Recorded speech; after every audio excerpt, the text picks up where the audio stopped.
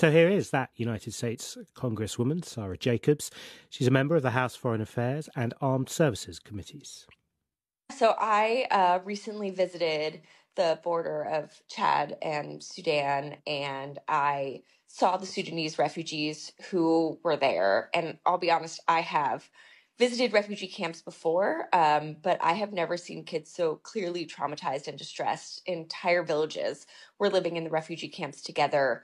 These were people who had survived plenty of conflict, but many of them were saying they never wanted to go back to Sudan this time. And so, to me, one of the fastest ways to end this war and end the suffering is to stop the UAE's support for the rapid support forces that are conducting a lot of these war crimes and causing this suffering.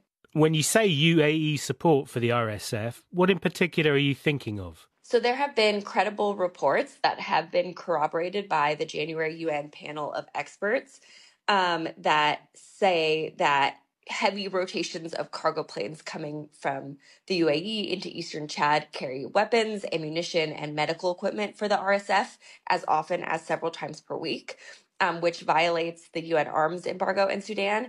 And we've seen that the UAE's support to the RSF has had a significant impact on the battlefield. So in short, your belief is that support from the UAE is prolonging what is an incredibly devastating war for the Sudanese. That's exactly right. What then should be done about it? You know, I think we all need to do everything we can to put pressure on the UAE to stop that funding. That's why I've introduced legislation that would prohibit the UAE from receiving certain U.S. arms until the president can certify that the UAE is no longer providing this material support to the RSF. You know, the UAE is one of the biggest buyers of U.S. arms in the world, and we need to use all of the tools at our disposal to end this war and send a clear message that funding and fueling this violence is unacceptable. When you put that sort of argument, when you introduce that bill in the US, I wonder about the response, because in many ways the UAE is an ally for the US, useful perhaps in terms of negotiations over the conflict in Gaza. So do you get pushback from people saying this is not the issue to take on now? Absolutely. But as far as I'm concerned, you know, this is the world's largest internal displacement crisis in the world, one of the world's worst humanitarian crises. We have over 25 million people, half of Sudan's population, in dire need of aid. And, you know, we're seeing famine levels of hunger around the country. And we, as the United States, are able to deal with multiple problems at the same time and multiple crises at the same time. And we shouldn't sell out the Sudanese people in order to think that that's how we solve another conflict.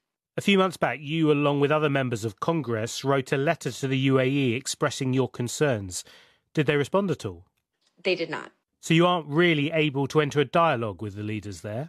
That's right. What we hear, you know, secondhand is that the UAE has continued to publicly deny providing this support to the RSF.